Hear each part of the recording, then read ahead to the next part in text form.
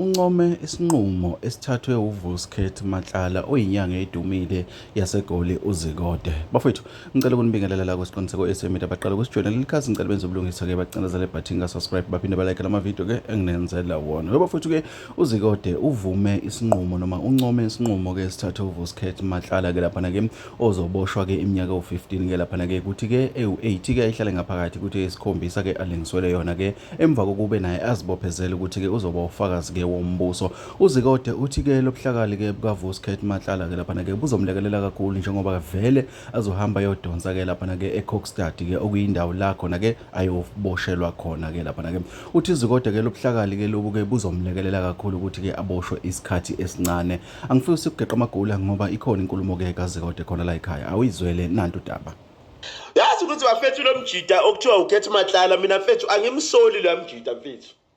Ngendlela lo yamfethu enze ngakhona mfethu ukuthi ke navela avume wonke amacala mfethu kusizana ukugula kancane uvela uzofa. Yingakho mina ngeke ngithi mfethu mangabe uthi unamahlaza ami wena owaziyo ngami noma ukholele ukuthi kulihlazo kimi go ahead waveze social media bazi bonke abantu ngalelo hlazo mfethu. Uyazi mfethu ukuthi skipper mfethu mawuzosuwasha mfethu uthatha plastic ngeke siye some kodwa mawusithatha usineka mfethu sishaya umoya mfethu sibuko umphakathi sizokoma mnganami. Uyabona lalela mfethu lo mjida ebezohlala eKokstad mfethu for fucking 7 years or 8 years mfethu lapho usa trial. Remember mfethu eKokstad mawusa trial mfethu wahlala eKokstad wahlala eKokstad mfethu uyozugwetshwe still usazophinda uhlala omunye 3 years futhi eKokstad. Uyabona itrial phela mfethu akuphathwa njengebhantinti eKokstad. Kumele wazi ukuthi mfethu bawuyitrial uyozuqeda icala lakho mfethu lobu attenda nje mfethu mangabe kuthatha 8 years lokuhlele eKokstad.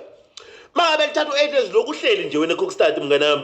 Uyabona mawugwetshwa futhi lalela futhi usabuyela eKokstad usazohlala omunye 3 years futhi before uye open prison. Manje lo mjito uyibonile ukuthi lendiyazini angivumela amacala mhlambe mfethu inkantolo izongishaya ngo10 years futhi nakhona uyicall current. Uyabona mhlala u2 years mfethu ngiphuma.